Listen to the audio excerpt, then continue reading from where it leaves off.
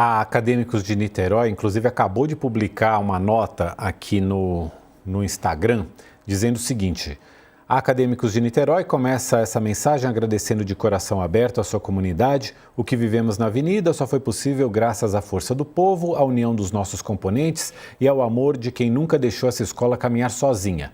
Mas é preciso dizer a verdade. Durante todo o processo carnavalesco, a nossa agremiação foi perseguida. Sofremos ataques políticos, enfrentamos setores conservadores e, de forma ainda mais grave, lidamos com perseguições vindas de gestores do próprio Carnaval Carioca. Houve tentativas de interferência direta na nossa autonomia artística, com pedidos de mudança de enredo, questionamentos sobre a letra do samba e outras ações que buscaram nos enquadrar e nos silenciar. Não conseguiram. Mesmo pressionada, a Acadêmicos de Niterói não se curvou.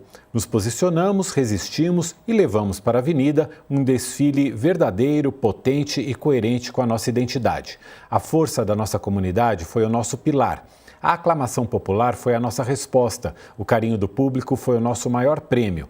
Também não ignoramos o histórico conhecido no Carnaval, a narrativa injusta de que quem sobe, desce. Por isso, reafirmamos com firmeza que esperamos um julgamento justo, técnico e transparente, que respeite o que foi apresentado na Avenida e não reproduza perseguições, interesses ou pré-julgamentos. A nossa mensagem ecoa clara, forte, sem medo, em Niterói.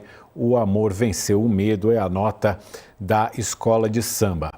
Sakamoto, me chamou a atenção também nas manifestações da oposição ao governo Lula, aspectos que fogem desse âmbito da justiça eleitoral, de falar de propaganda antecipada, de abuso de poder econômico, e vão para o lado também de valores conservadores. Havia ali uma ala da escola de samba que tratava da família neoconservadora e dentro de latas e representações até de bíblias, e isso está sendo muito explorado também como sendo um ataque à família, como sendo um ataque à religião. Queria que você falasse disso um pouco para a gente também. Então, Mauro, para a oposição vai ficar batendo bumbo, né? Uma parte da oposição, pelo menos, vai bater bumbo. E nisso, né? E vai usar todo esse material para tentar convencer os seus seguidores, o seu rebanho, né? Que aconteceu um ataque religioso e tudo isso mais. Faz parte, né? Faz parte, acho que, da estratégia deles, mas, né? Eles teriam que, na verdade, reclamar com a escola de samba. O que acontece, na verdade, o Flávio Bolsonaro no vídeo dele, outros políticos nos vídeos deles estão querendo dar a entender que, na verdade, tudo aquilo foi peça de propaganda combinada, programada, discutida, com Sidônio, com Lula, com tudo isso mais, e então querem jogar no colo do Lula tudo que aconteceu na Avenida.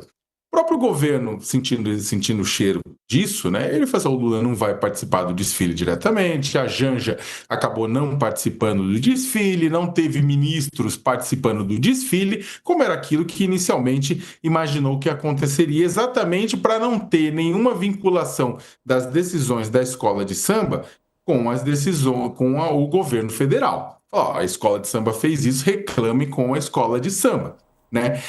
Só que aí é o seguinte, gente, jura que a essa altura do campeonato o pessoal vai realmente, na verdade, gastar tempo criticando bloco e ala de escola de samba. A gente não aprendeu nada desde o Joãozinho 30, né, lá atrás, né, mesmo proibido orar por nós, né, da época ainda das consequências da ditadura e da censura. A gente não aprendeu nada sobre isso. A gente não aprendeu o que é carnaval, a gente não aprendeu o que é escola de samba.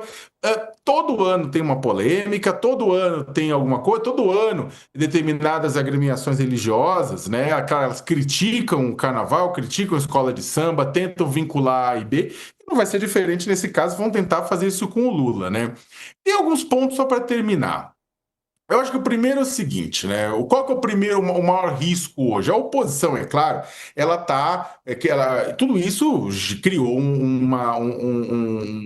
uma distração para a oposição usar. A oposição vai usar isso para bater no governo, para bater na campanha, para pedir isso, para pedir aquilo. No limite, pode acontecer uma multa. Eu não acredito que tipo, a candidatura do Lula, que nem está posta ainda, na verdade, que não existe candidatura, ele vai ser caçada por conta disso. No máximo, uma multa, 5 a 25 mil reais, né? Mas vai ser muito difícil falar, houve abuso de poder econômico, porque todas as escolas de samba receberam o mesmo cascalho, não é que uma recebeu a mais do que outra, né? Eu acho particularmente que o maior risco, né, para a imagem do Lula no meio de tudo isso é a escola eventualmente ser rebaixada ou ser mal colocada no final das contas. O Google vai falar, olha ali, ó, é que nem, sabe, que nem ter sua biografia, você vai até a livraria e encontra a sua biografia sendo vendida na pilha de saldão, sabe, promoção. É a mesma coisa de que ter um samba enredo sobre a sua homenagem sendo rebaixado. Aí vai ser uma vergonha para ele, vai ser péssimo, né? O Lula ele está muito preocupado, para finalizar, com o legado dele. Não está preocupado só com a eleição, ele está preocupado com o legado dele, está preocupado com a imagem que vai ser vendida para a sociedade sobre ele depois que ele partir. Né? Quando os homens públicos vão ficando mais velhos, acontece isso, a preocupação com o legado fica muito grande. E o Lula está preocupado com o legado bastante neste exato momento. A própria questão do desfile, ele poderia ter falado, não quero ser homenageado, não faça isso, pelo amor de Deus, por favor, não. Ele deixou passar, as pessoas ficam fazendo cálculo eleitoral porque pode gerar consequências aqui e ali. Mas se for pensar do ponto de vista sociológico, psicanalítico, tem uma questão muito forte aí no meio do Lula, como o Lula quer ser visto, como o Lula quer que vejam ele depois que ele for embora, né? Essa questão da escola de samba é uma forma, inclusive, dele ter uma ideia disso, tipo, em vida. Agora, de uma maneira geral, bem de uma maneira geral, dizer que o desfile afeta o voto é chamar o eleitor de burro. E o eleitor, acredite, não é burro. Mas o eleitor está muito mais preocupado com o preço do feijão, do arroz, da picanha e da cerveja e de como isso vai estar em outubro de 2026 do que no desfile de escola de samba. Queria te ouvir sobre isso também, Isabela. Eu não sei, Sakamoto, eu tenho algumas dúvidas sobre isso, porque, assim, a escola de samba que homenageou o Lula faz uma referência, de certa forma, jocosa à família, ironizando a família conservadora, ironizando religião. E isso você tem toda a razão. A gente já teve a Igreja Católica censurando imagens de Jesus na avenida, a escola saindo com um crucifixo todo coberto ali, isso eu lembro.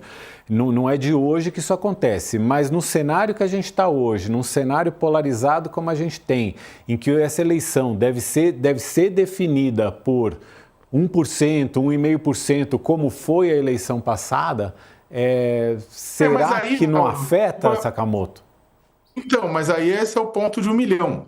Junto ao público que já não gosta do Lula, já tem um público que vê no Lula o anticristo. Nesse público, não tenha dúvida nenhuma que vai estar afetado. Né? Quem vê no Lula o anticristo, quem vê no Lula o demônio, o capeta, o tinhoso, né, vai, na verdade, não tenha dúvida nenhuma, vai reafirmar isso. Mas tem um público, né, que é mais núcleo duro, mais ultraconservador, que não vota no Lula, nem se o Lula aparecer pintado de dourado, sem tapa-sexo em algum... Não vai ter voto. Isso não vai ter voto.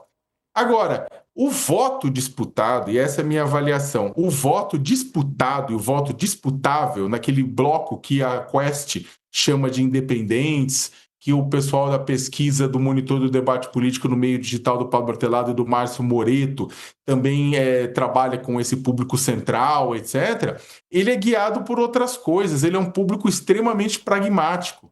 E esse público pragmático, ele está menos preocupado nessa guerra ideológica e mais preocupado com o preço das coisas. O João aqui de Souza está dizendo que eu sou mentiroso, que não houve ironia à religião, que isso é o discurso da extrema-direita. É exatamente isso, João. Esse é o discurso da extrema-direita. A extrema-direita já está fazendo recortes nas redes sociais com um frame que aparece a imagem de uma alegoria, dessa alegoria que fala da família conservadora, em que eles carregam uma Bíblia. Então tá lá, e a oposição ao governo Lula está usando isso, tá selecionando ali da transmissão essa é a imagem, mas ele selecionou um frame que é muito visível, você vê uma Bíblia. Então, assim, não estou mentindo, não. Assim, teve menção à religião, sim, e isso é usado, sim, nas narrativas que se constroem nesse momento. O que a gente está analisando aqui é o quanto isso pode ser prejudicial ou vantajoso para um lado e para o outro. Queria te ouvir também sobre isso, Isabela. Mauro, antes eu me lembrei de uma coisa sobre carnaval e dar um recado para o Sakamoto, que para mim ele tirou 10 no bloco, que ele estava com uma fantasia super animada, super interessante, que era em homenagem a um bloco que faz homenagem ao Caetano Veloso. Então gostei muito da fantasia e da animação. Dito isso, eu acho que tem uma questão que é a seguinte, eu tendo a concordar com o Sakamoto, né, com ou sem fantasia, que é basicamente a ideia de que quem, enfim, vai ter uma repulsa ao PT e ao Lula, vai fazer isso de qualquer maneira.